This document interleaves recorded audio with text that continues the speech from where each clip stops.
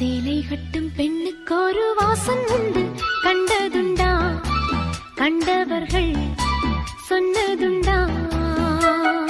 சேலை கட்டும் பெண்ணுக்கு ஒரு வாசம் உண்டு, கண்டு கொண்டே கண்களுக்குள் பள்ளி கொண்டே.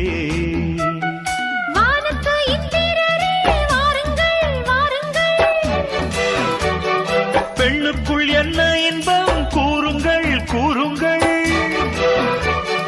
இதுவோ சுகமோ உலகத்தில் இல்லை, இவளின் குணமோ மனமோ மலருக்குள் இல்லை.